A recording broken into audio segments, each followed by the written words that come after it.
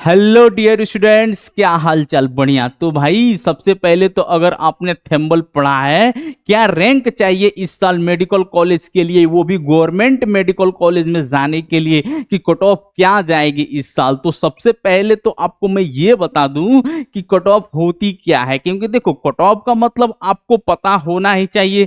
देखो cut off का मतलब होता है वो respective category, OBC, EWS, SC, ST, सभी कैटेगरी में वो स्टूडेंट जिनको लास्ट गवर्नमेंट कॉलेज मिला, उसके बाद वाले रैंक को गवर्नमेंट कॉलेज नहीं मिला, उसे हम कह देते हैं कट ऑफ। ये है कट ऑफ का मतलब। अब बच्चों के माइंड में एक थिंक आना शुरू हो चुका होगा कि सर क्या सेफ स्कोर है नीट 24 के लिए गवर्नमेंट कॉलेज के लिए, उस पर ही हमने ये वीडियो बनाया है। तो देखिए, जब हम 2024 की बात कर रहे हैं, आपको सबसे पहले ये ध्यान होना चाहिए कि क्या सेफ स्कोर है। Safe score for government medical college, this is actually decide by some kinds of factor. वो फैक्टर क्या है भाई? तो मैं आपसे ये कहूंगा कुछ फैक्टर होते हैं, जैसे कि इस साल का पेपर का लेवल कैसा है। अब पेपर का लेवल, यहां पर डिफिकल्टी लेवल की बात कर रहे हैं कि अगर पेपर इजी है तो कट ऑफ की चांस ज्यादा होती है, क्योंकि ज्यादा बच्चे एक पर्टिकुलर मार्क तक पहुंच जाएंगे तो हम कहते हैं पेपर आसान है।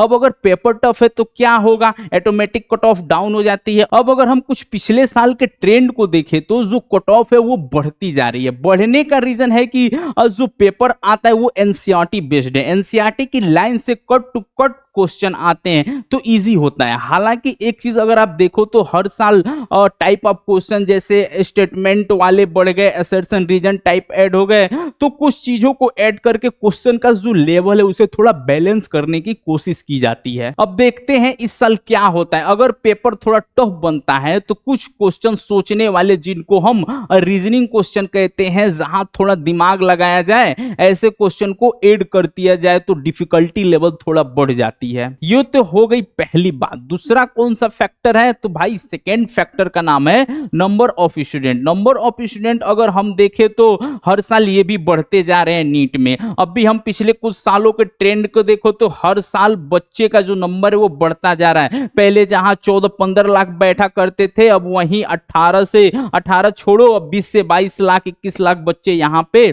बैठ रहे हैं। तो थोड़ा बातों को समझने की कोशिश कीजिए। अगर बच्चा ड्रॉप कर रहा है, सेकेंड ड्रॉप है, उसका थर्ड ड्रॉप है, तो उसे चीजें याद होने लग जाएंगी। तो उसे एनसीईआरटी देखते ही, क्वेश्चन देखते ही समझ में आ जाएगा कि आंसर क्या है, तो याद होने लग जाती है, रटने लग जाता है। तो हम ये कह सकते हैं अगर ज्यादा नंबर ऑफ ड्रॉपर स्टूडेंट है, जो थर्ड ड्रॉप ले रहे हैं, सेकेंड ड्रॉप ले रहे हैं, तो उनके मार्क थोड़ा अच्छे आने के, ज्यादा अच्छे आने के चांस है। तो हम कहते हैं कि वे बच्चे जो ड्रॉपर हैं ज्यादा वो अच्छा स्कोर कर पाते हैं अगर पेपर टफ होता है। तो हमने ये देखा है कि जो बच्चा 12th के साथ फ्रेशर है या जिसका फर्स्ट ड्रॉप है, वो अच्छा स्कोर कर पाता है, क्योंकि वो चीजों को एनालाइज कर पाता है। जिसका सेकेंड ड्रॉप हो गया, जो थर्ड ड्रॉप हो, वो चीजों को ज्यादा एनालाइज नहीं कर पाता है। ठीक है, उसको लगेगा कि बस ये है तो ये चीज ऐसे है, यानी कि उसके अंदर थोड़ा ओवर कॉन्फिडेंस वाली बात आ जाती है। तो हम प्रैक्टिकल अप्रोच पे बात कर रहे हैं, हम हवा में बात नहीं कर रहे हैं। जो सेफ स्कोर है फॉर सिलेक्शन, उसके लिए पेपर का लेवल जानना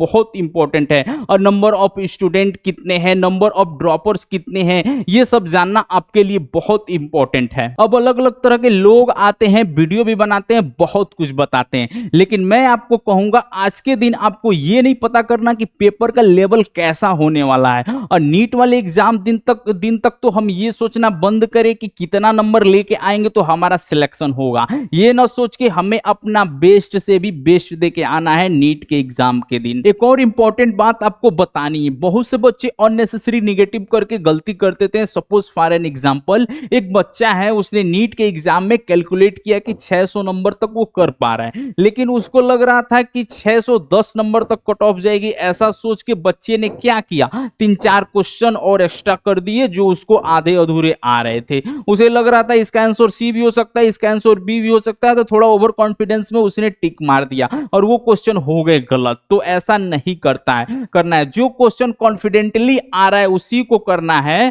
और सपोज कट ऑफ गई आपका 598, अब अगर 598 कट ऑफ है तो 600 वालों को तो गवर्नमेंट कॉलेज मिल जानी चाहिए, लेकिन उसने लास्ट में 3-4 अटेम्प्ट 3-4 क्वेश्चन ज्यादा कर दिए, जिसकी वजह से उसका जो कट ऑफ है वो नीचे चल गया। मतलब उसकी क्वेश्चन उसने गलत कर दिया और उसका मार्क रह गया 580। तो 600 तो उसका था ही, लेकिन 580 इसलिए रह गया क्योंकि उसको लग रहा था कि 610 तक कट ऑफ जाएगी और उसने ओवर कॉन्फिडेंस में 3-4 क्वेश्चन एक्स्ट्रा कर दिए, जिसकी वजह से उसका जो नंबर है वो 580 रह गया। तो अब वो बच्चा सिलेक्शन से बाहर हो गया क्योंकि उसने ओवर कॉन्फिडेंस में मार दिया।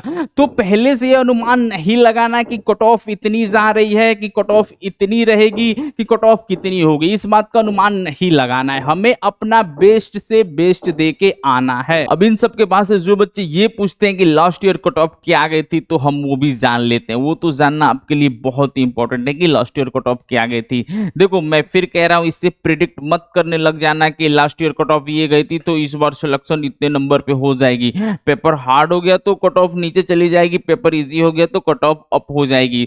तो हमें अपना 100% दे के आना है, हमें अपना बेस्ट दे के आना है, ठीक है। तो अगर हम लास्ट ईयर की हम बात करें तो ऑल इंडिया काउंसलिंग, अभी ऑल इंडिया काउंसलिंग क्या होता है भाई, तो ऑल इंडिया काउंसलिंग 15% सीट के लिए होती है, रिमेनिंग 85% सीट के लिए होती है। जो होती है वो स्टेट काउंसलिंग होती है। इस पे हम एक अलग से वीडियो बना के मैं डाल दूंगा, ठीक है। तो चलो देख लेते हैं 2023 का जो डाटा है। 2023 में जो बच्चों ने सिलेक्शन लिया है तो कितने नंबर पे कितने रैंक पे उन्होंने सिलेक्शन लिया है। तो हम जर्नल का देखेंगे, ओबीसी, ईडब्ल्यूएस, एससी, एसटी। तो देखो जर्नल वालों का 610 नंबर पे सिलेक्शन हुआ, तो वही हम रैंक की बात करें तो 23,000 के आसपास रैंक गया था। ओबीसी का देखे तो इनका भी 610 नंबर पे सिलेक्शन हुआ था और इनका भी रैंक 23,000 के आसपास ही गया था।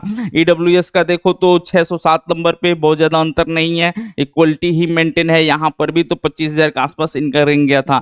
एससी का देखे तो 480 नंबर पे इनका सिलेक्शन हुआ था, यानी कि 480 नंबर लास्ट कट ऑफ बना था एससी। और एसटी का देखे तो 445 नंबर पे लास्ट कट ऑफ बना था। तो ये था 2023 का डाटा, ठीक है। अब आप पूछोगे कि सर क्या सेफ साइड हो सकता है 2024 के, 2024 में सिलेक्शन के लिए वो क्या सेफ नंबर हो सकता है। तो मैं कहूंगा आप जिस भी कैटेगरी में हो, आप जर्नल में हो, आप ओबीसी में हो, या आप ईडब्ल्यूएस में जिस भी कैटेगरी में हो ना, आप उसमें 20 नंबर ऐड कर लीजिए। अगर आप जर्नल वाले में हैं तो 610 नंबर पे सिलेक्शन हुआ तो अब 630 मान के चलो। ओबीसी में है तो पिछली साल कितने पे 610 पे सिलेक्शन हुआ, तो इस बार भी आप 630 मान के चलो। तो जिस भी कैटेगरी में आप 20 नंबर ऐड कर लो। अब डिपेंड करता है उस दिन पेपर कैसा आता है, कितने लोग पेपर में बैठते हैं, ये सारी बातें एग्जाम के बाद की है। जल्दीबाजी में उस दिन गलती मत कर देना। हमारे माइंड में बस एक ही बात क्लियर होनी चाहिए कि 720 आउट ऑफ 720। ओबीसी वालों को भी यही सोचना है, ईडब्ल्यूएस वालों को भी यही सोचना है कि हमें 720 आउट ऑफ 720 लेके ही आना है। और एससी वाले 500 तक का सोच सकते हैं, एसटी वाले 460 तक 70 तक भी लेके आओगे तो काम चल जाएगा। अब ये बात हो गई ऑल इंडिया की। जब हम स्टेट काउंसलिंग की बात करते हैं, स्टेट में भी डिफरेंस आता है। जब हम बात करते हैं राजस्थान की, दिल्ली की, तो कट ऑफ हाई जाती है, ऑल इंडिया से भी ज्यादा चली जाती है। यानी कि ऑल इंडिया में जहां 610 पे हो गया था, 615 पे भी नहीं हुआ राजस्थान में, दिल्ली में 617 पे भी नहीं हुआ था। तो ऐसा होता है। यूपी की बात करें तो यूपी में लगभग ऑल इंडिया के बराबर ही देखने को मिलता है, बराबर ही होता है। महाराष्ट्र और वेस्ट बंगाल की बात करें तो 20-20 नंबर का अंतर, मान लो 610 है तो आप मान लो कि 580 590 पर हो जाएगा। मतलब लगभग 20 नंबर या 10 नंबर का तो डिफरेंस हमें देखने को ही मिलेगा। अगर हम बात करें एमपी की तो 40 नंबर का हमें डिफरेंस देखने को मिलेगा। 560 570 पर तो हो ही जाना चाहिए। तो आपको मतलब 580 तक का सोच के चलोगे तो आपका काम चल जाएगा। एमपी वाले मतलब हमें तो सोचना ज्यादा ही है, तभी तो हमारा काम चलेगा। तो ऐसे ही अलग अलग स्टेट की काउंसलिंग होती है। छत्तीसगढ़ में 560 वालों को भी इजीली मिल जाता है, 550-55 क्रॉस करते ही आपको कॉलेज मिल जाएगा। तो लगभग 50 से 60 नंबर का डिफरेंस देखने को मिलता है ऑल इंडिया और छत्तीसगढ़ के बीच। तो ऐसी ही होती है स्टेट की काउंसलिंग, और सबकी अलग अलग काउंसलिंग होती है, सबके लिए अलग अलग फॉर्म भरने पड़ते हैं, आपको मिस नहीं करना है, सारी चीज़ें पता होनी चाहिए, प्रेफरेंस लिस्ट प्रॉपर होनी चाहिए।